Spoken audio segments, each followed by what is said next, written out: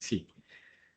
Bueno, muy buenas tardes para todos ustedes, participantes en este auditorio, pero también quienes están conectados. Gracias a estas nuevas tecnologías, las distancias en espacio no son obstáculo para que podamos compartir. Me alegra mucho darles la bienvenida a todos ustedes y especialmente, por supuesto, a Socorro Vivas, a Melba, a Luz Marina, a quien yo personalmente conozco y tengo vínculos de cercanía. Por eso, aunque este es un evento académico y aunque muchas personas se conectan, yo siento que aquí vamos tejiendo también familiaridad y relaciones. Esta es la segunda versión de Expo Eclesiástica 2025. Durante el primer semestre tuvimos la primera versión, cuyo propósito es proponer a la comunidad académica más amplia y a la sociedad también y a la cultura, por supuesto, a la iglesia, proponer reflexiones y conversaciones en torno a temas que nos ocupan, por no decir preocupan, que nos interesan. Pero también el propósito es promover en toda la comunidad el interés por los programas eclesiásticos de la Pontificia Universidad Javeriana. Esta universidad, como ustedes saben, tiene 3 facultades eclesiásticas: teología, filosofía y derecho canónico, y cada una de estas facultades ofrece las rutas completas de formación con 3 ciclos de formación: de bachillerato eclesiástico, de filosofía y teología, de licenciatura eclesiástica, de derecho canónico, filosofía y teología, y de doctorado eclesiástico. Aparte, por supuesto, otros programas como en la Facultad de Derecho Canónico, la especialización en derecho matrimonial, si lo dije bien, espero. Entonces, me place mucho. Mi nombre es Luis Felipe Navarrete, decano actual de la Facultad de Filosofía, miembro de la Compañía de Jesús, y tengo el placer de propiciar la conversación, por decirlo así, moderar este panel. Este espacio académico durará pues 1 hora, no los queremos cansar, queremos provocarlos. El tema de esta expo eclesiástica es ciertamente provocativo. El título es La ministerialidad de las mujeres en la iglesia. Me parece que hay muchos motivos que nos pueden impulsar a escuchar atentamente a nuestras 3 panelistas que yo voy a presentar brevemente, pero el propósito no es simplemente ofrecerles a ustedes temas que han pensado ustedes, que hemos pensado, generar preguntas en el auditorio, sino también propiciar un compromiso eclesial. Aquí no se trata solamente de compartir ideas que desde la individualidad hemos considerado, sino que el propósito también es construir iglesia, sociedad y academia. Y eso siempre será una tarea comunitaria y con otros. Entonces, una vez más, gracias, Socorro, Melba y Luz Marina, por compartirnos en esta noche estas ideas que nos provocarán e inquietarán. La dinámica es muy sencilla. Yo ayudaré aquí con el tiempo, 10 minutos a cada una de ustedes para que pueda presentarnos en una primera instancia sus intervenciones. Y antes de seguir, yo quiero decirles, tal vez sobra decirlo, pero sí quiero invitar a todos y a nosotros en particular a ponernos atención. Por supuesto que va a haber un espacio de preguntas que vamos a responder de parte del público, pero yo quisiera invitarlas para que en ese momento de preguntas también entre nosotros, sobre todo entre ustedes 3, pudieran conversar y hacerse alguna pregunta a las otras. Entonces, por eso digo, quiero subrayar, pongámonos atención, escuchémonos con apertura, eh, con dedicación a esto que la otra va a compartir, de tal manera que también podamos suscitar una conversación entre este equipo y, por supuesto, también ustedes presentes, los que están aquí y virtualmente, pueden colocar sus preguntas en los espacios dispuestos para ello y tendremos un espacio para responderlas. Entonces, tenemos 10 minuticos y luego un espacio de preguntas, de tal manera que hacia eso de las 6 de la tarde estaremos cerrando nuestro espacio. Bueno, quisiera entonces darle la palabra y voy a presentar a Luz Marina Moreno Rodríguez. Tuve el placer de conocerte, Luz Marina, ya a comienzos de este año en la oficina que la Curia Provincial de los Jesuitas tenemos para la prevención de abusos de menores. y la promoción de una cultura consistente de protección.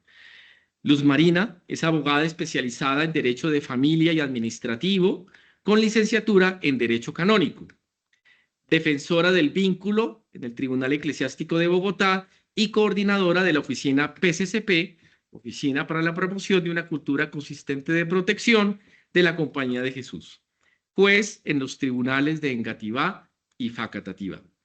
Luz Marina, muchas gracias. Gracias. Buenas tardes a todos. Es para mí un placer estar en este espacio como mujer, como canonista, como abogada, diciéndoles a todos que hoy hay un llamado a respetar los derechos de todos, a dar un espacio a todos, no porque no lo hayan tenido, sino porque creo que nos hemos olvidado, no hemos mirado a quien debemos mirar. Entonces me permitiré iniciar mi ponencia de la siguiente forma. A lo largo de la historia de la Iglesia, el papel de la mujer ha evolucionado, no lo podemos dudar, a menudo en silencio, pero con una influencia profunda, en huellas imborrables, pero en una esquina. La reflexión que haré en los siguientes minutos tiene como fuente normativa el Código de Derecho Canónico, que pretende ser una invitación a explorar el desarrollo doctrinal, que unido a las recientes reformas están abriendo nuevos caminos para el ministerio de la mujer. Desde el Concilio Vaticano II hasta los recientes motu proprio del Papa Francisco, la Iglesia ha emprendido un camino de reflexión sobre la participación de los laicos y de manera especial de nosotras las mujeres. El Canon 208, Código de Derecho Canónico, al cual haré mención durante todos estos minutos, de 1983, establece que todos los fieles existe una igualdad en cuanto a su dignidad y acción, en virtud de la cual todos cooperan según su propia condición y función en la edificación del cuerpo de Cristo. Esto significa que hombres y mujeres participan igualmente en la misión de la Iglesia por el bautismo, aunque sus funciones pueden diferir según los ministerios que la Iglesia reconoce y confía. En este sentido, los derechos de todos los fieles, con independencia de su condición, apuntan a un cambio en la comprensión eclesial y, por otro lado, hace que la normativa para los laicos y, por tanto, para la mujer sea tratada no desde la oposición, sino desde una dinámica de comunión, dentro de la cual las diversas vocaciones aparezcan como complementarias, no como contrapuestas. Hace poco se instituyeron los ministerios de lector y acólito, que estaban reservados para los varones. Sin embargo, el Papa Francisco, mediante el motu propio Spiritus Domini del 2021, modificó este canon. Yo les voy a contar algo. Resulta que cuando yo era catequista, adolescente, no me pregunten hace cuántos años, a mí me ordenaron ministra lectora y ministra de la catequesis.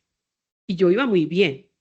Ya yo entré a la universidad, estudié Derecho Canónico y entonces en una de esas clases, pues me sentí engañada, frustrada, pues porque esto no era un ministerio. Entonces no sé, me devolví en el tiempo y no sé qué pasó. Me frustré, lo reconozco. Pero ya entendí que se trataba de un servicio de la mujer en el altar. Pero ¿qué me cuestionó? Que para los varones sí era un ministerio, pero para las mujeres apenas un servicio. Y no se trataba de género, sino de esa denominación para uno y no para el otro.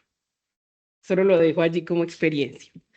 El motu propio, Anico Ministerium de 2021, instituyó el Ministerio de Catequista, también abierto a hombres y mujeres. El Canon 230 indica que las mujeres pueden proclamar la palabra de Dios sin ser instituidas y por encargo temporal, ser ministros extraordinarios de la Sagrada Comunión, ejercer diversos oficios eclesiales y servicios pastorales, incluso la dirección en parroquias o diócesis. Canon 517, parágrafo 2. Me permito mencionar cada canon porque sé que algunos de quienes nos escuchan no saben y son ajenos a estos servicios que ya las mujeres tenemos ganados por el propio derecho canónico. Otros en la praxis.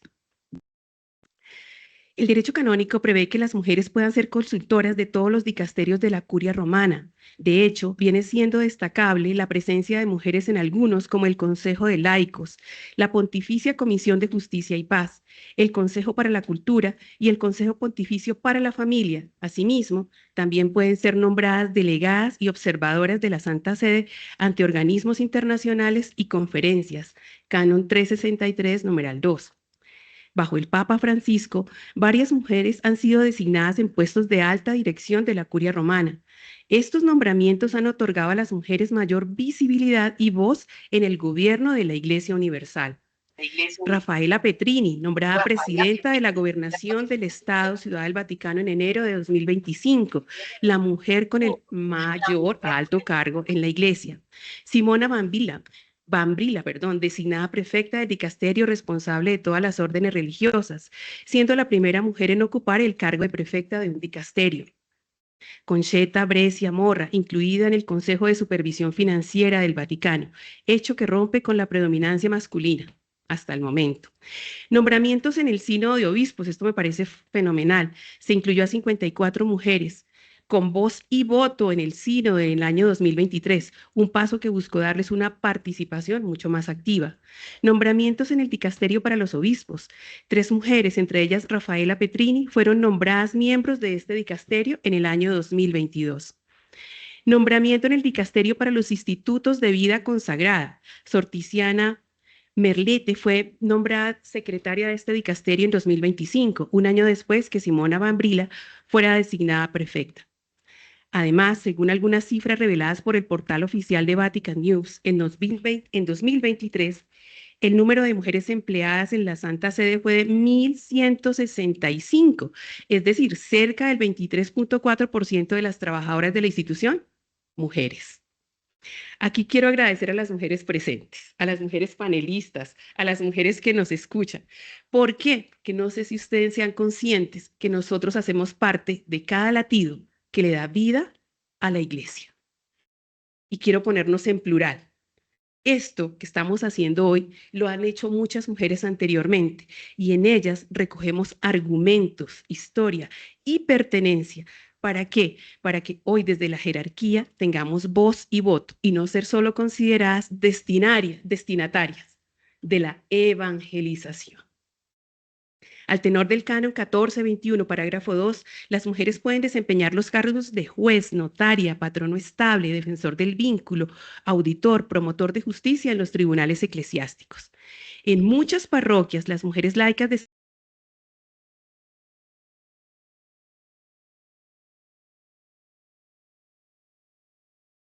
los consejos parroquiales.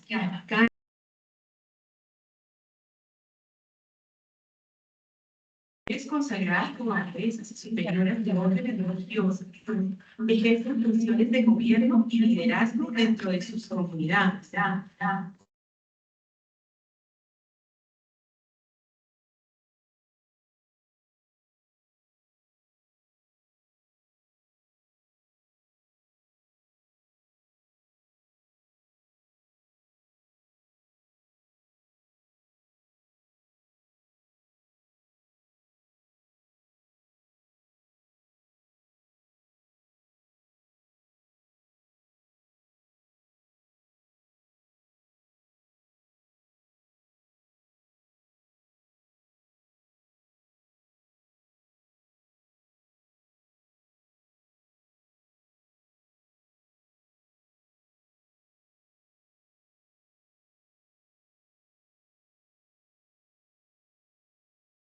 Como testigo cualificado en nombre de la Iglesia.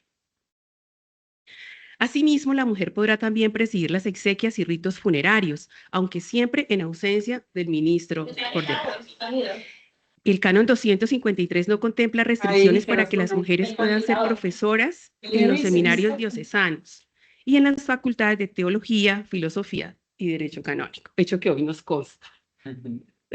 Se reconoce que el papel histórico y actual de la mujer en la familia y en la sociedad, en su acción perseverante en la búsqueda del bien y en su función formativa, que son fundamentales para la transmisión de la fe y para el impulso de la vida eclesial. Aquí quiero traer a colación mi abuela.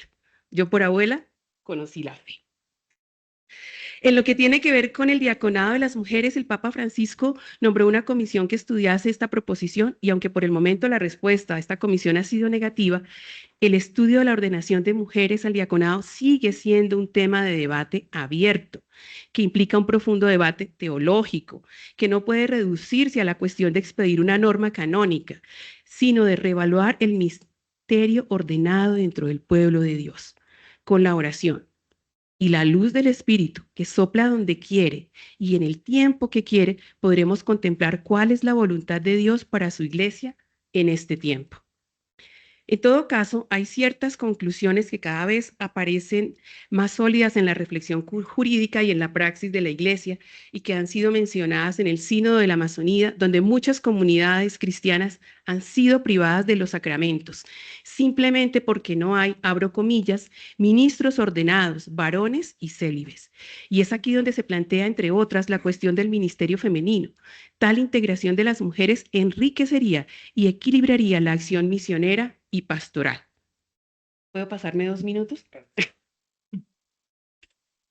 Los argumentos bíblicos y teológicos como objeción a la integración de la mujer en determinadas dimensiones de la ministerialidad eclesial deben ser estudiados con mucha cautela.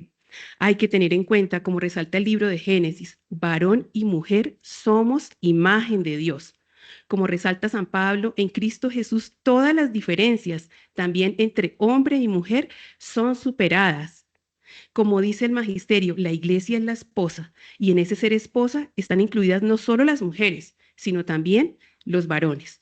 Esto nos invita también a repensar la herencia recibida, pues es una tradición persistente en la iglesia respecto a qué ministerios pueden ser confiados a las mujeres y qué ministerios no. Al final no solo se tratará de un tema de vocación. Me pregunto y dejo esta pregunta al aire. ¿Qué tan seguros estamos de que solo pueden tener vocación al ministerio sacramental quienes hasta ahora se ha discernido pueden ser admitidos? Existen mujeres de fe que hoy se sienten llamadas por el Espíritu al ministerio ordenado y también varones laicos, pero esta llamada está bloqueada por la normativa eclesial canónica. En otras confesiones cristianas es discernida, hecha viable y agradecida a Dios. Cuando sea discernida en el Espíritu, esa vocación a la iglesia y se convierta en viable, de seguro se dará un vuelco a nuestra comprensión de los sacramentos y de la liturgia en la iglesia. Quizá el Espíritu Santo nos esté inquietando y preparando para un nuevo y diferente concilio auténticamente sinodal. Es fundamental a este respecto ser conscientes de estas posibilidades abiertas por el derecho y superando posibles prejuicios clericalistas, lograr su desarrollo y puesta en práctica efectiva, de modo que esta regulación no se quede en papel mojado, sino que se desarrolle plenamente. Amores Leticia, en el numeral 54, ya lo advertía, queda todavía mucho por avanzar, también en la sociedad, en el reconocimiento efectivo de la dignidad y de los derechos de la mujer, reconociendo que no duda en calificar, son obra del Espíritu. En este sentido, siguen vigentes y oportunas las peticiones recogidas en las conclusiones del Sínodo de la Familia sobre una revalorización del papel de la mujer en la toma de decisiones a nivel intraeclesial, así como en la participación en el gobierno de algunas instituciones y en la formación de los sacerdotes. Sería muy positivo, no con el fin de clericalizar a las mujeres, sino para que los órganos de gobierno eclesiales reflejen en su misma composición la pluralidad de la Iglesia, integrando en ellos a mujeres que puedan arrojar una luz nueva a problemas pendientes. Asimismo, resulta enriquecedor que, presupuesta la debida formación, los oficios y ministerios eclesiales puedan ser encomendados tanto a varones, clérigos y laicos como a mujeres, los cuales desarrollarían las tareas y funciones encomendadas de un modo distinto, con idéntica competencia y preparación, pero conforme a su sensibilidad y modo de ser femenino. Y para concluir, claramente hay un camino desde la jerarquía, desde los entes decisivos y de gobierno para continuar abriendo caminos, puertas y espacios en los entes de decisión para las mujeres. A recorrer este camino también está llamado el pueblo de Dios, empezando por nosotras, las mujeres. Será necesario, en todo caso, una conversión personal y pastoral de todo el pueblo de Dios. Volvamos la mirada a Jesús, a la vida de los primeros cristianos. Ahí encontraremos las claves para trabajar armónicamente con carismas y ministerios que efectivamente lleven a la salvación de las almas, no solo al cumplimiento de la norma, sino a la dignidad de ser hijos de Dios. Muchas gracias.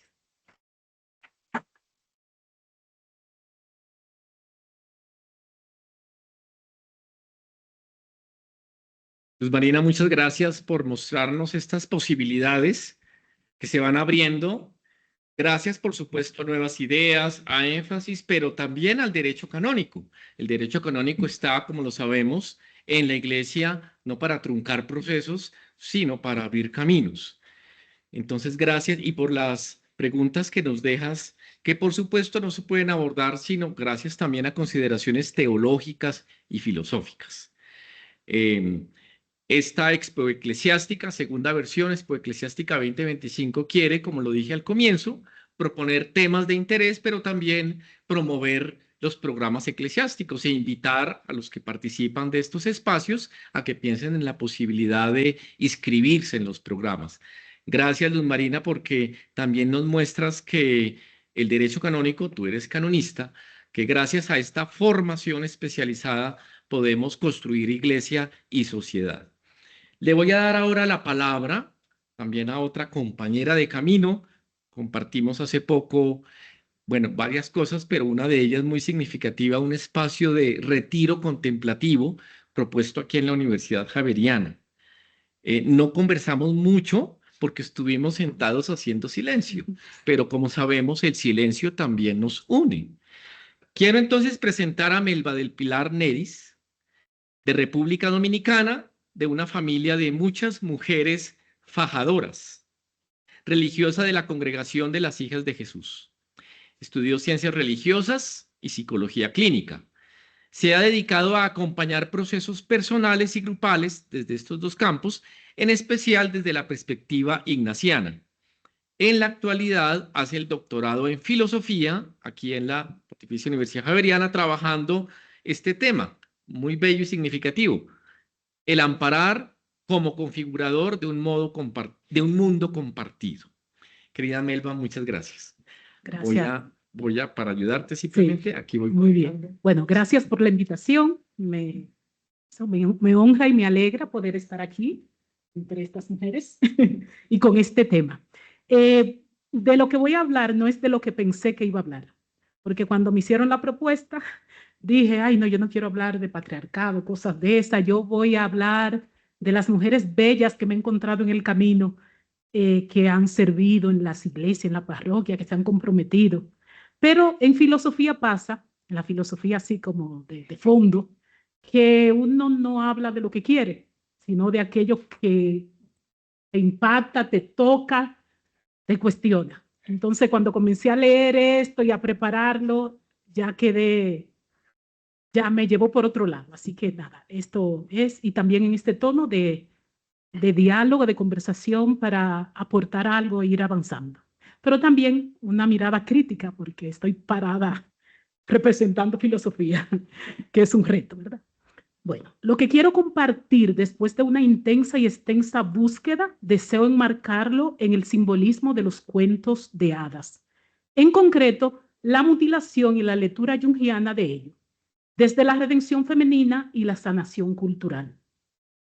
Comienzo evocando más que el cuento una imagen, la de la doncella manca.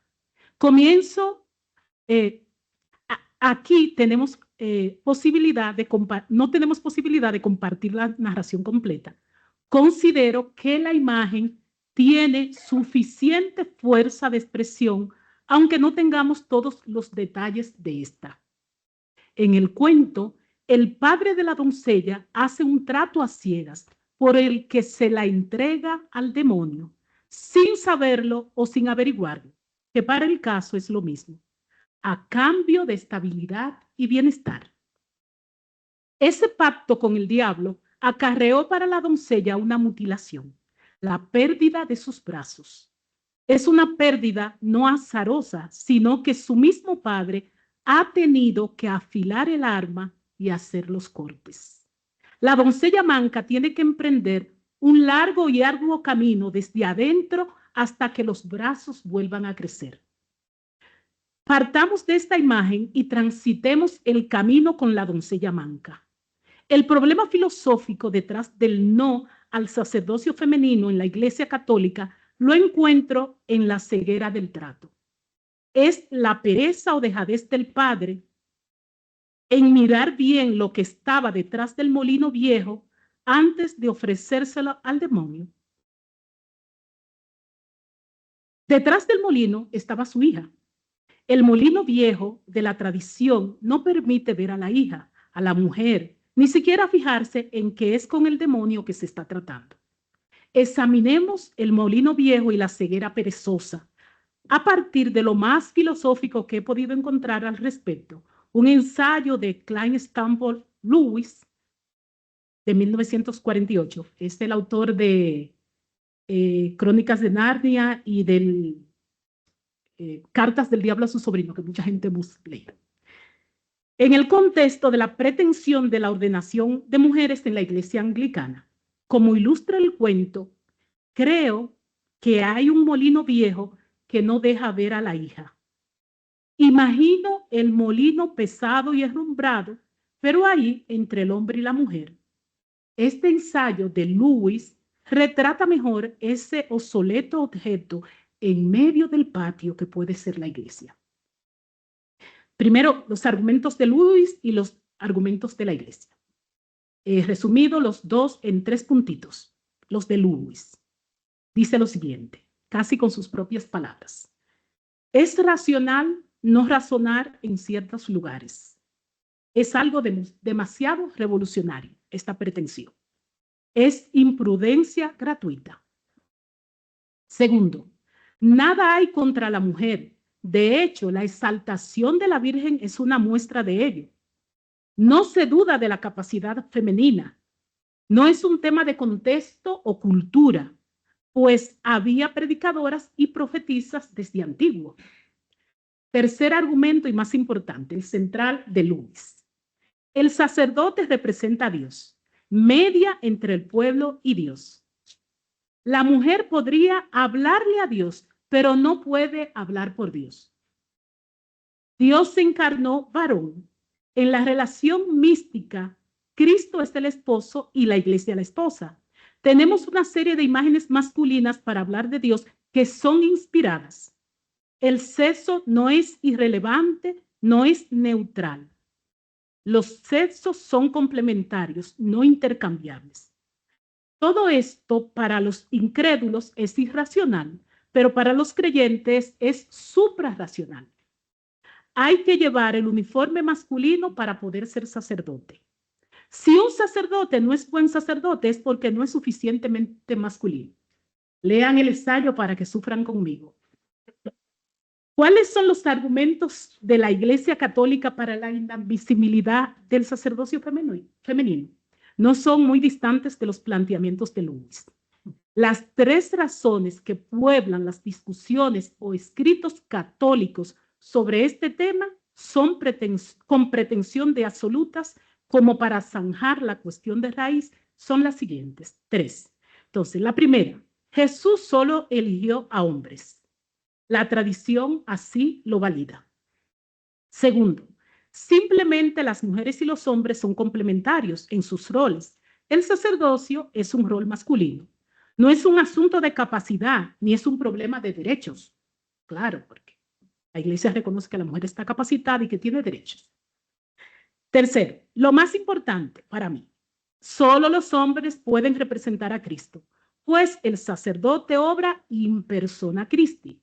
Es claro que una mujer no podría representar a Cristo, pues Cristo fue hombre. Tanto Lewis como el magisterio de la iglesia coinciden en que puede ser razonable esta demanda, pero las razones que la iglesia tiene para negarse a ello son de otro orden. Llevan otra lógica. Son suprarracionales. En unos argumentos y en otros plantean que en este asunto nada hay reñido con la igualdad ni con la capacidad de las mujeres. Lo central en ambos planteamientos estriba en una voluntad divina por unas razones místicas para encarnarse en un varón, para tener cualidades preferentemente masculinas, para solo elegir hombres que puedan representarlo. ¿Qué significa todo esto? Algunas cuestiones desde la filosofía. ¿Qué podría hacer la filosofía con estos planteamientos? ¿Cómo debatir filosóficamente estos argumentos?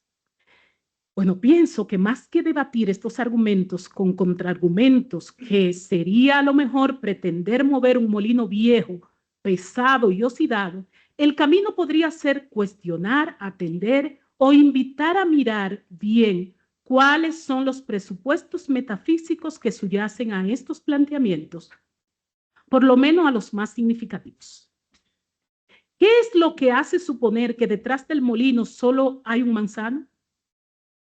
Dejaremos de lado los presupuestos de los argumentos más periféricos con relación al tema que nos ocupa, no porque no son importantes, sino por la limitación de este espacio. Están aquí contando el tiempo. 2 minutos. De muy diversas maneras, los documentos eclesiales, por lo menos desde Pablo VI hasta Francisco, con toda la buena intención de Francisco, que hacen de la inadmisibilidad de la mujer al sacerdocio un tabú, entendiendo la palabra tabú en su sentido original, ¿verdad? Colocan al centro de su exposición el mismo asunto. Jesús solo eligió hombres. Él mismo se encarnó como hombre. Entonces, Jesús solo puede quedar bien representado en un hombre. Esto nos hace preguntar, ¿qué se supone que es un hombre? ¿Qué hace que un hombre sea hombre con relación a una mujer? ¿Qué hace a Jesucristo esencialmente hombre? ¿Qué no tiene una mujer que sí tiene un hombre para determinar la posibilidad de hablar en persona Christi? Lo que es un hombre, lo que le diferencia de una mujer, lo que representa a Cristo, lo que hace a Cristo esencialmente hombre, ¿qué es?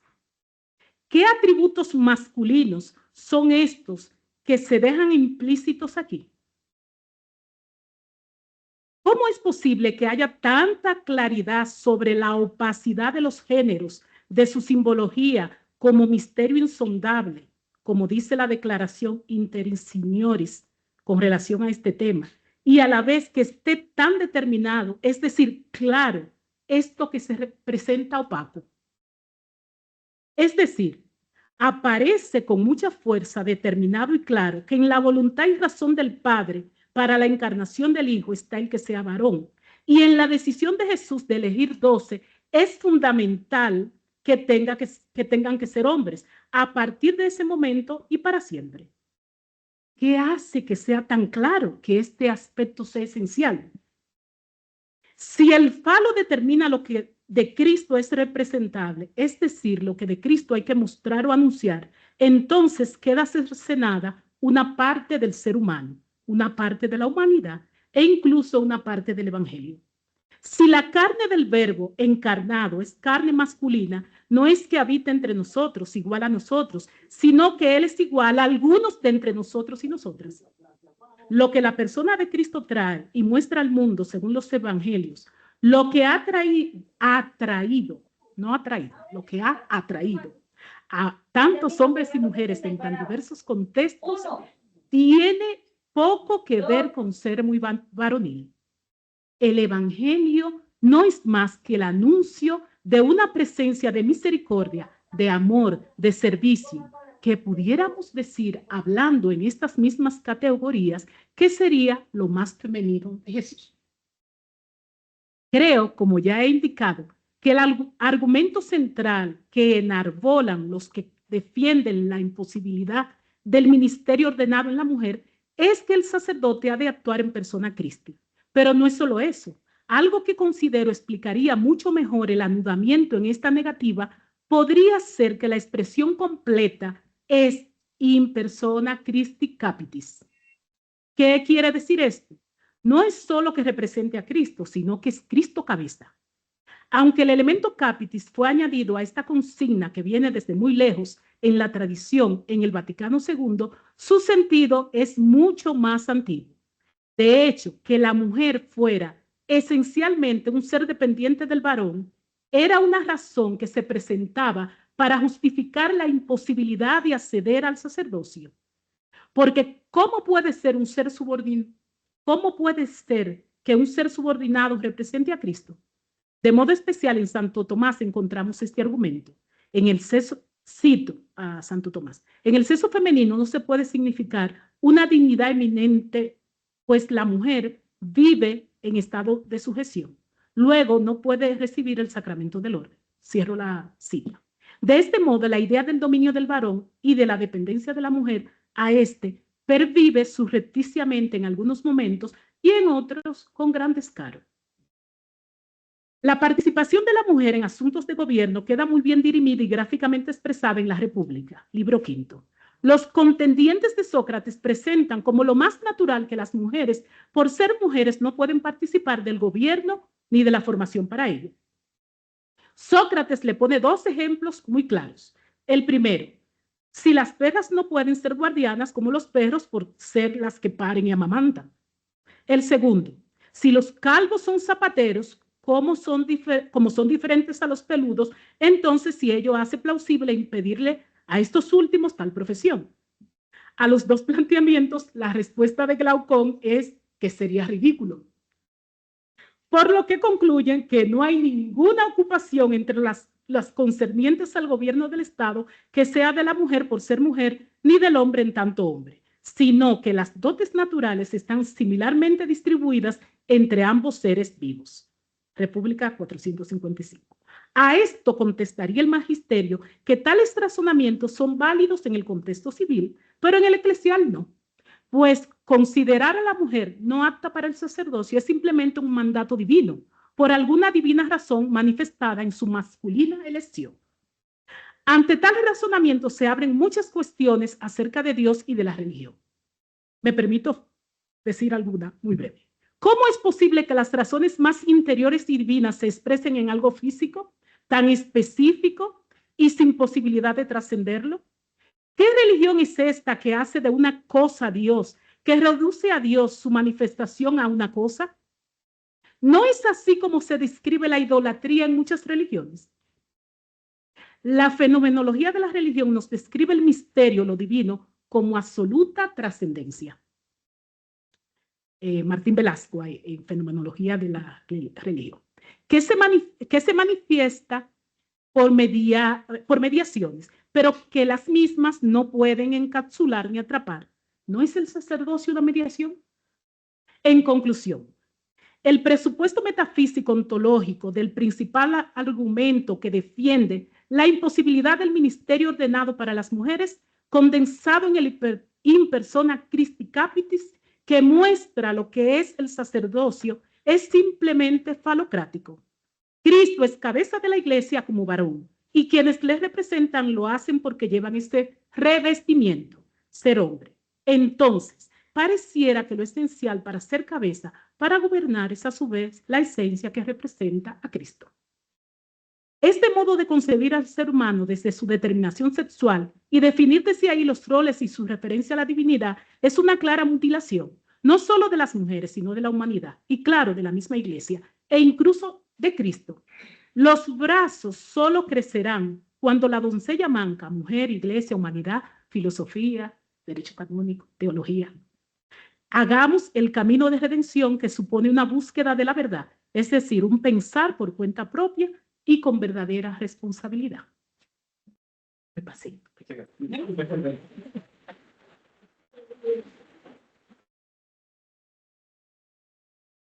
Gracias, Melba. Que además me parece un día del oficio del filósofo. Los filósofos en primera instancia no respondemos las preguntas, cuestionamos las preguntas, reformulamos las preguntas, examinamos los presupuestos de nuestras afirmaciones. Entonces, por eso es que Escuela Eclesiástica es también un evento para promocionar los programas eclesiásticos, porque hay que ejercitarse en derecho canónico, en filosofía y en teología. Y ciertamente, pues vamos a terminar con la reina de las ciencias. Bueno, así se llama. Vamos vamos a terminar con la teología. Tengo el placer, querida Socorro, de presentarte en este panel. Nos conocimos hace muchos años. Muchos. En teología también. Fuimos compañeros de reflexiones de antropología teológica y me alegra que estés también aquí compartiendo e inquietándonos con tus reflexiones. María del Socorro Rivas Albán, doctora en teología, magistra en teología y licenciada en teología también de la Pontificia Universidad Javeriana, especialista en docencia universitaria de la Universidad del Bosque. Si digo todas tus publicaciones, donde has trabajado, no terminamos. Querida Socorro, muchas gracias. Bueno, Y te voy a prestar mi medidor de tiempo. creo que no sirve de mucho. No, yo ya vi cuánto duró allá, entonces. Bueno, pues muy buenas tardes para todos los que nos escuchan, los que están presentes en el auditorio. Mucho gusto también de compartir mesa con ustedes, muchos temas afines y muchas preguntas también para hacerles. Lo que voy a presentar realmente sería lo que obedece a un seminario o dos en nuestra facultad, de manera que he tratado de ser supremamente ágil y no tan profunda en algunos datos, porque pues no habría tiempo. Entonces, pues el título, como nos lo pidieron, pero realmente lo que quiero hacer es presentar una breve mirada a algunas mujeres destacadas en ministerios en la comunidad de Pablo y la propuesta de una corresponsabilidad en una iglesia sinodal como laicas bautizadas hoy, a propósito de toda esta propuesta sinodal que pareciera un lugar común, pero no es lugar común, sino caminos y procesos por realizar. Como ven, es una breve mirada porque sería para hacer estudios muy profundos desde la propuesta de las miradas de las mujeres que participan en la comunidad paulina, pero lo que quiero es rescatar son 4 aspectos fundamentales que cita Pablo de Tarso y que se identifican en 4 ministerios. Y cito textualmente, creo que me voy a parar porque, o tú te corres un poquito, por favor. Listo, mejor. Gracias. Entonces voy a citar textualmente a Efesios 4, 11, 12, que dice que fue él, o sea Jesús, quien nombró a unos apóstoles, a otros profetas, evangelistas, pastores y maestros. Así preparó a los suyos para los trabajos del ministerio para construir el cuerpo de Cristo. Entonces, cuando uno empieza a estudiar la Biblia, no solamente en el Nuevo Testamento, sino en el Antiguo, y encuentra la gran participación de las 72 mujeres que hacen presencia en toda la Escritura, la primera pregunta que viene a mí es, ¿por qué no se habla de eso? ¿Por qué solamente se hablan de las tradicionales? ¿Y por qué en todo este proceso nuestra tarea no sería más bien de visibilizar esas mujeres que aparecen ocultas en los intertextos, interlíneas del texto sagrado? Y ahí pues Elizabeth Chusle Fiorenza ha hecho una gran tarea mostrando pues todo ese trabajo en sus propuestas. Voy a hablar rápidamente de cada una de las 4 propuestas que hace Pablo de estas mujeres. Pablo comienza su lista en Efesios 4:11 con apóstoles. Fueron enviados personas inicialmente por Jesús y más tarde por la iglesia. Y en el Nuevo Testamento aparecen varias personas, además de los 12, se mencionan como apóstoles. Uno de ellos o de ellas es Junia, ¿no? Que en una traducción que se hizo posteriormente tuvieron la brillante idea o la brillante intención de masculinizar los nombres femeninos. Entonces, por eso no diría que no aparecen tan inmediatamente o tan a la vista. Julia y Andrónico, que pueden haber sido marido y mujer, eran miembros de la iglesia en Roma. Incluso pueden haber sido fundadores de esa iglesia allí mismo. Ellos han sufrido persecución a causa de su fe y en algún momento han sido compañeros de prisión con Pablo. Estoy nombrando esto como para mostrar la importancia de la ministerialidad o del servicio o del liderazgo ejercido pues por lo que está compuesto el mundo, por hombres y mujeres, ¿no? Entonces ahí venimos en todo ese proceso. También mujeres profetas. Textual, está cumpliéndose lo que anunció el profeta Joel. En los últimos tiempos, dice Dios, derramaré mi espíritu sobre todos sus hijos y sus hijas profetizarán. Sus jóvenes verán visiones y sus ancianos soñarán sueños, y también sobre mis servidores y servidoras derramaré mi espíritu aquel día y profetizarán. Entonces, pues sí, es mostrar esa dimensión de esas profetas que son los que hablan en nombre de Dios, pero también haciendo un estudio profundo de todas estas mujeres, he encontrado que no solamente hablan en nombre de Dios, sino que actúan en nombre de Dios, y son más las mujeres que hablan con sus acciones o actúan en nombre de Dios que las mismas que hablan en nombre de Él. Pablo considera la capacidad de la profecía como la más deseable de los dones espirituales, tan influyente como importante en el ejercicio del ministerio. En Hechos 21:9 dice que Felipe tenía 4 hijas solteras que profetizaban. Frente a esto hay mucha discusión, unos dicen que sí, pero no voy a entrar en eso. Simplemente hablo del participio de profecía que se utiliza a menudo en el Nuevo Testamento para dar un sentido más inmediato de una acción, que es profetizar. Es aquello que caracteriza el ministerio continuo de las mujeres. Así que eran profetas, eran altamente respetadas como profetas y líderes femeninas en la iglesia primitiva. Cuando yo hablo de profetas, pues me resulta muy motivante pensar en el sentido de la profecía hoy, en nuestros contextos, en el mundo actual, en América Latina, en el Caribe, cómo ver esa misión del profetismo está abierto a todos y a todas, y reconocer cómo las mujeres pueden ir dejando una impronta y han dejado impronta en ese proceso. Las otras mujeres a las que se refiere Pablo son las mujeres evangelistas.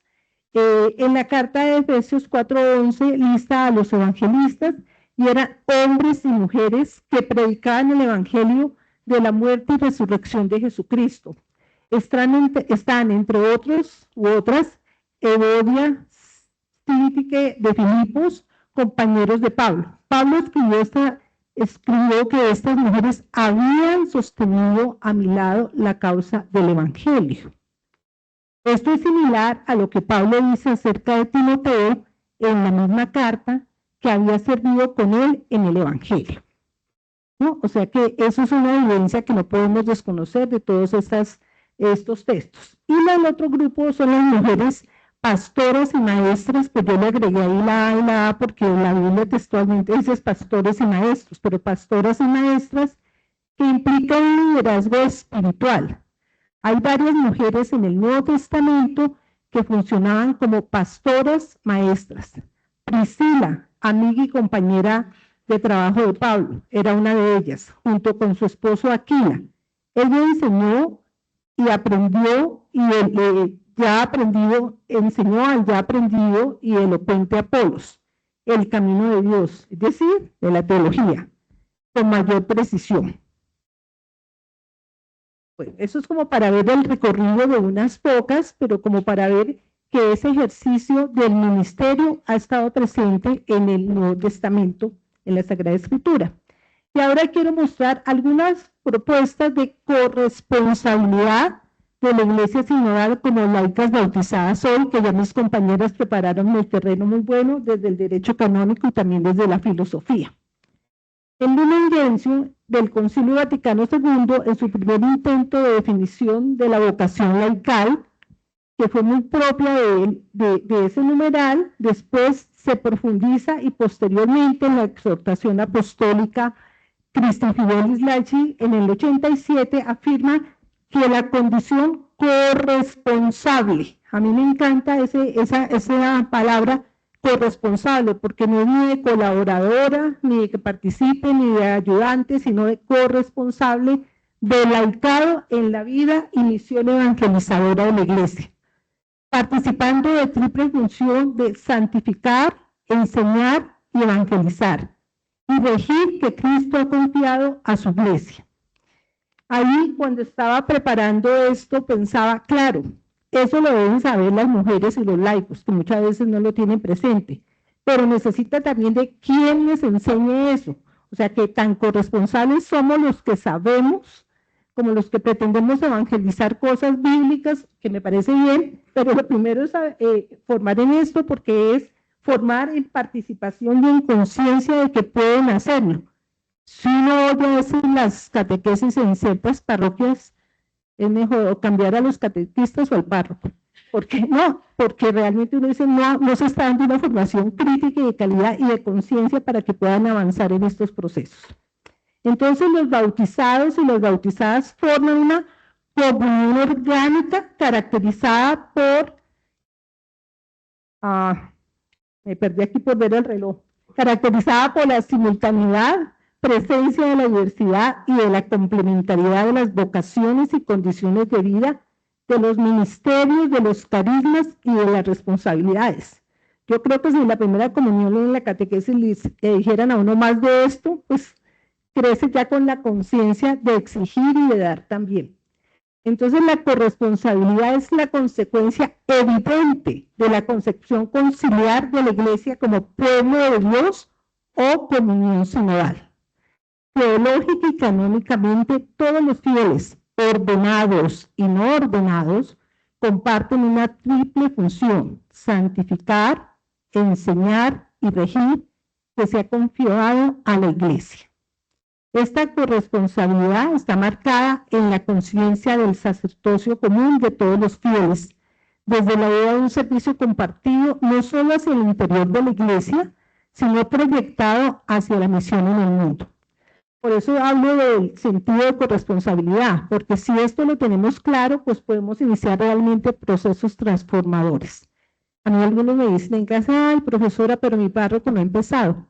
Yo digo, no es del párroco, es de cada uno, porque es que si somos conscientes de esto, hay que empezar rápido. Le digo, ¿tú sigues a tu párroco o al Jesús del Evangelio? ¿Cómo hacemos con esto?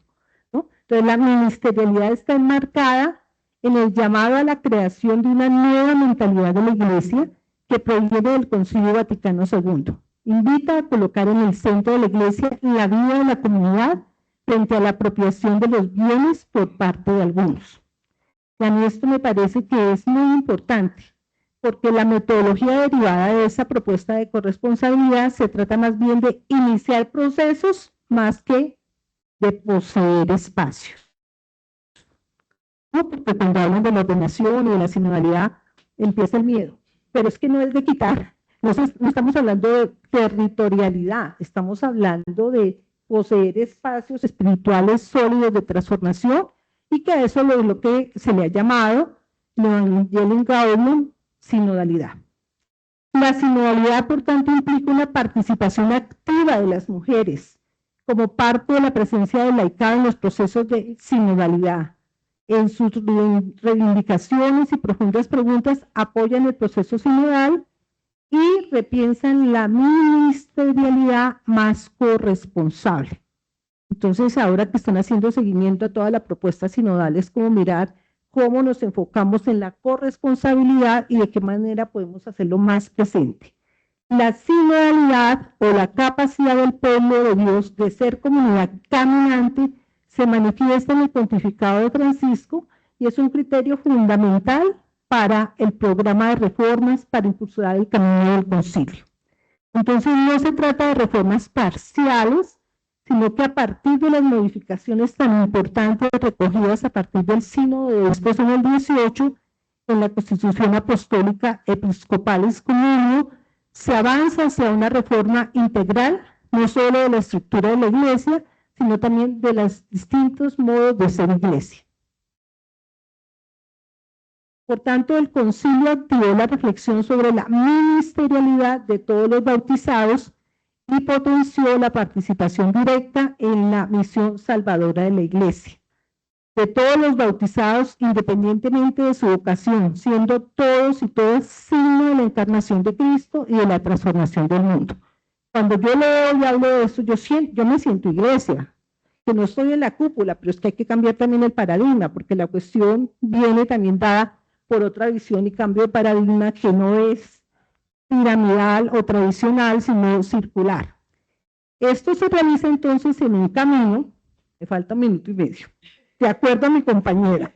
Esto se realiza en un camino común sinodal y la sinodalidad pone de manifiesto que los símbolos pueden articular la comunión de la Iglesia, dejan de ser un territorio prohibido, solamente reservado para el episcopado, para transformarse en una manera de discernimiento eclesial de todas las personas bautizadas, y lo decía Francisco de muchas maneras, ministerialidad y sinodalidad forman un espacio poliédrico. Y creo que con eso termino, pero antes de terminar con eso quiero decir que una de las muestras de asumir realmente el sentido de pertenencia y de corresponsabilidad lo puede dar el estudio de la teología. No, es verdad, yo misma estudié teología porque no quería que me dijeran bobadas en la misa. Yo vengo de una familia muy católica y mi mamá me pellizcaba para la misa los domingos y yo le decía, pero es que yo no encuentro sentido a lo que dice el padre. Y ese no sentido me llevó al sentido de estudiar teología. Hablábamos con mi compañera que como para qué sirve eso. Para mí me ha servido para llenar de sentido la vida, la existencia, para vivir apasionada por lo que hago y feliz. Si eso no da sentido, entonces presénteme en otro sentido. Gracias.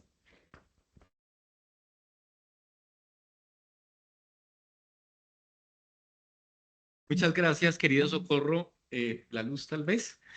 Y nos han mostrado también lo que significa hacer teología. Cada una de ustedes ha abordado un tema, pero lo ha hecho también desde su disciplina.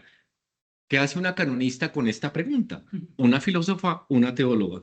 Y algo muy importante que has hecho tú como teóloga es, bueno, los teólogos hacemos muchas cosas también, pero por un lado, escuchamos la historia y la tradición y los textos a partir de los cuales se confiesa la fe en un Dios que sigue presente. Has aludido a la escritura y a textos del magisterio, pero por supuesto que los teólogos no solo nos encargamos de mirar qué dijeron los textos antiguos, así sea la escritura, sino que nos preguntamos y cómo esos textos nos ayudan a responder una pregunta. ¿Qué puede estar queriéndonos decir Dios hoy? Pues no la formulaste así, pero a mí me parece que yo recojo tus invitaciones de esa manera, así que muchas gracias, Socorro, por darnos estas intuiciones y mostrarnos desde tu perspectiva el ejercicio y el oficio de la teología. Como les he dicho a lo largo de este panel, el propósito de estos espacios Expo Eclesiástica es no solo abordar temas que nos conciernen, eclesiales, sociales, políticos, culturales, sino también promover los programas eclesiásticos de filosofía, teología y derecho canónico. Tenemos un breve tiempo, pago el celular, porque sí, hay 3 preguntas, son las 6 en punto, pero podemos pasarnos unos minutos. Quiero leer estas preguntas que nos han hecho algunos participantes virtuales y también si alguno de ustedes presentes quisiera hacer alguna pregunta. Yo propongo que escuchemos la diversidad de preguntas, voy a leerlas atentamente, también si ustedes quieren participar y luego muy espontáneamente cada uno, aquí no se trata, esto no es un examen, una evaluación, cada uno de ustedes espontáneamente puede abordar alguna pregunta que le haya llamado la atención. Y en su respuesta puede ser también que quiera comentar, como yo les decía al comienzo, algo que haya escuchado de sus compañeras. Entonces, una pregunta. ¿Cuáles son los desafíos que la jerarquía de la iglesia y las iglesias locales necesitan afrontar con relación a la ministerialidad de la iglesia? Desafíos. Reconociendo los fundamentos teológicos de nuestra fe y colocando los medios canónicos eficaces para ello. Los desafíos que estamos afrontando, los han mencionado un poco. Bueno, hay una pregunta cortica, un poco histórica, voy a leerla. ¿Por qué tantos años en la iglesia para un avance tan pequeño para la participación femenina? Bueno, segunda, tercera pregunta. Aquí tal vez es para Melba, me parece que está dirigida. ¿Podríamos decir que el acceso de la mujer al orden sagrado es un asunto de poder por parte de los varones? O bueno, ¿los roles masculinizados de poder dentro de la Iglesia Católica se sienten amenazados por los liderazgos de las mujeres? Y una pregunta para Socorro. Van apareciendo más preguntas. ¿Las mujeres Sí, las mujeres, primero hay una afirmación y luego la pregunta. Las mujeres son hijas del Dios de Jesús y están llamadas a ser corresponsables en la triple misión de la iglesia. Este es un llamado a seguir el ejemplo de aquellas mujeres que caminaron con Jesús y sirvieron en las primeras comunidades cristianas. Qué bueno, esta frase es una muy buena síntesis de lo que dijiste. Luego viene la pregunta. En un mundo que reconoce la igualdad de género como un valor fundamental, ¿qué conversiones internas está llamada a vivir la iglesia, todo el pueblo de Dios, para reflejar este principio en sus estructuras jerárquicas, locales y domésticas? Conversiones internas. La última. ¿Cuál es la diferencia entre servicio y ministerio? ¿De qué manera ustedes han transformado sus realidades desde la corresponsabilidad y la sinodalidad? Finalmente, pregunta para Melba. Al momento de que nos comentaste los argumentos eclesiásticos que hablan acerca de la dependencia de la mujer hacia los hombres para no ser parte del sacerdocio, este argumento podría considerarse una infantilización hacia la mujer. El problema es que siguen surgiendo preguntas, pero por ahora ya son como muchas. Dejemos por ahora ahí. Dejemos por ahora ahí. Y si alguno de ustedes quiere manifestar alguna pregunta. Sí, ustedes las tienen presentes de alguna manera. Si alguno de los presentes quisiera hacer alguna pregunta o comentario, ya hay suficientes, ven allí por atrás, muy bien. Muy bueno. ¿Sí? Ah, bueno. Un momentito.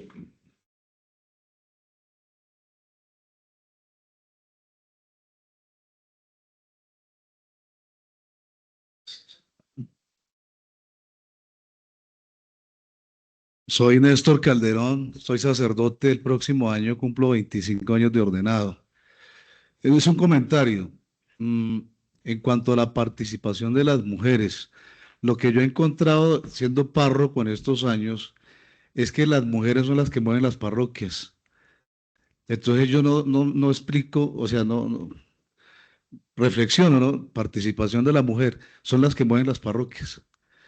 Y hablo con las mujeres. ¿Ustedes les gustaría ser sacerdotisas? ¿No les gusta? No, padre, así estamos bien. Solo era eso. Muchas gracias.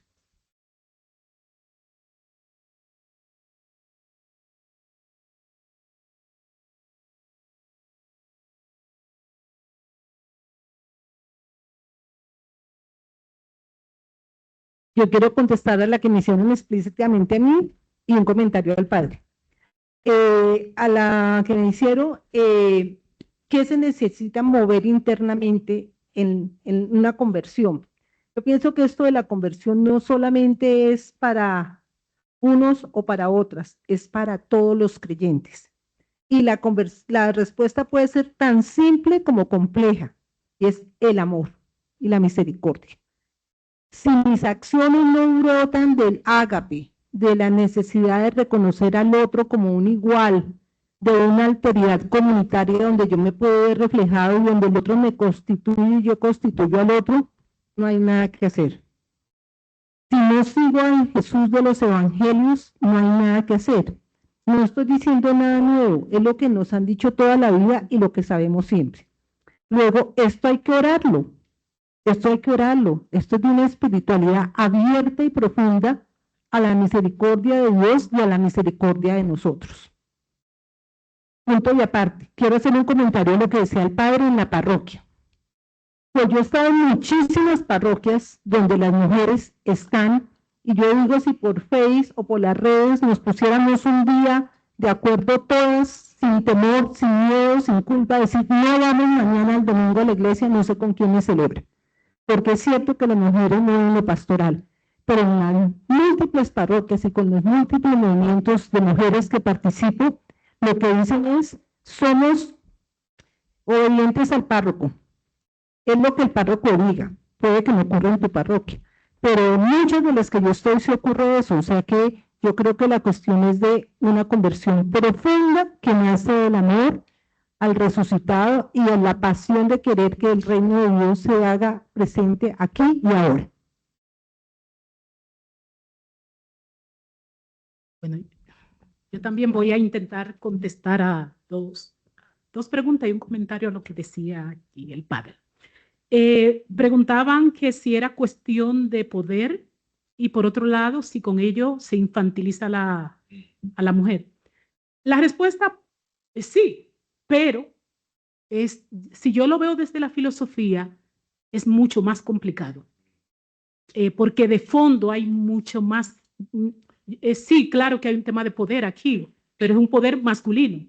Entonces hay una idea del sexo masculino, qué idea tenemos, pero también hay unas ideas acerca de Dios, también, de lo que Dios dispone, que yo creo que también hay que pensarlo y que es importante, desde la fenomenología de la religión, eso, los presupuestos que hay aquí. Entonces, sí, es cierto, pero no sé, no me gusta dejar como todo este tema, lo que se refiere a la mujer, como un tema de poder solo. Creo que es importante este tema, por el tema de, ¿cómo es? Hacerlo en nombre de Cristo, cabeza, voy a decir, in persona Christi capitis. Sí, es verdad, pero es más profundo, es lo que quiero decir. Igual lo de la infantilización, claro, si la mujer es menor, está sujeta, esa idea, ya la iglesia no se atreve a decir eso, pero se ha dicho muchos años y en los documentos se encuentra. Entonces, no lo decimos, pero sí está la idea debajo y sí que hay una idea de una minoridad de la mujer colocada ahí con los tuertos, lo cojo, lo manco y lo que no saben y no pueden. Sí, es cierto, pero es más que eso, más profundo me parece. Y con relación a lo que decía el padre aquí, que agradezco su participación, a mí lo que me preocuparía de eso es que ni el párroco, ni los hombres, ni las mujeres les parezca chévere y normal, que estamos bien así. Eso me preocupa muchísimo. Es decir, para quien sea. Lo que decía Socorro, yo creo que esto es un proceso de toda la iglesia. Que nosotras tengamos mujeres que digan, no, no, estamos bien así, que las mujeres son las que sirven. Yo estoy de acuerdo, las mujeres mueven, tengo experiencia de mujeres faja, luchando, trabajadas, comprometidas, y es un encanto, una maravilla. Y yo he disfrutado mucho de la vida comunitaria como mujer comprometida en una parroquia y de ver mujeres echando para adelante lo que sea, pero que no nos preocupe que no haya acceso de la mujer a algo por regla y por mandato divino. Eso de verdad a mí me parece alarmante. Entonces, en ese sentido, y hay que pensarlo, hay que trabajar. Yo creo que el discurso no puede quedarse en si sacerdocio o no sacerdocio, diaconisa o no, porque creo que va mucho más allá. Yo no creo que las mujeres querramos ser una cosa o la otra, sino mirarnos. Miren que Jesús restauró la vida con aquella mujer porque la miró. Yo me pregunto cuántas veces somos capaces de mirarnos y cuántas veces desde el derecho canónico, la teología, la filosofía y otras ciencias, solo que hoy estamos aquí nos miramos. Yo creo que observamos, hacemos un paneo, una panorámica, como decimos cuando hay grupos tan grandes, pero nos miramos. Pablo hablaba, y me parece fabuloso Pablo, y es de la conversión, tema que han tocado aquí, pero Pablo le dio un orden a la conversión. Pablo dijo que primero comenzábamos con la conversión de la mente y luego del corazón. Tal vez, y lo digo sin juicio, estamos en un rol de ego y de poder, que no nos permite ver la salus animarum, sino es que ni siquiera salvación, ni comodidad. No sé si sea una cuestión desde el derecho canónico de normas, sino de vernos. Ese amor primero del cual nos abre el Apocalipsis, volver al amor primero. No había regulación en los tiempos de Jesús. O sea, no nos preocupábamos por quién era el sacerdote, el más allá. Eran una comunidad de seguidores de Jesús, de seguidores del Maestro. ¿Y cómo ha cambiado mi vida estudiar derecho canónico, tener estos espacios? Yo soy feliz en lo que hago. Y creo que irradio esa felicidad a los otros. ¿Que hago tareas? Sí, toca hacerlas, hay que ganarse la vida. Pero mi esencia es irradiar ese Cristo que me ama.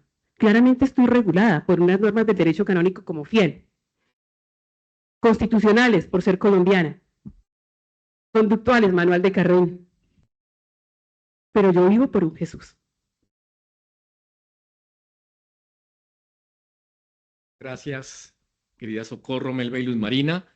Yo en varias ocasiones hablé de las disciplinas, teología, derecho canónico, filosofía.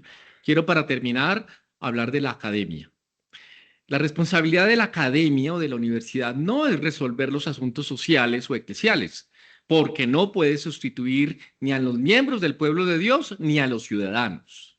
Pero sí hay una responsabilidad muy importante de la academia, ayudarnos a pensar, a problematizar, a mirar una diversidad de perspectivas sobre diversos asuntos que nos conciernen.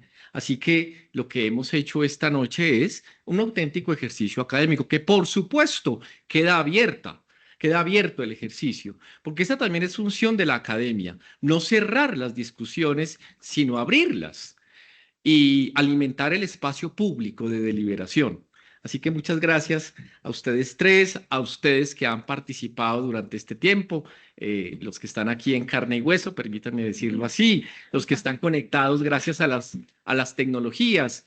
Y termino otra vez subrayando que también el propósito de estos espacios es invitarlos a todos ustedes a conocer la Universidad Javeriana y en especial las facultades eclesiásticas de Derecho Canónico, Filosofía y Teología, y a considerar seriamente la posibilidad de desarrollar programas académicos o de pregrado o de posgrado.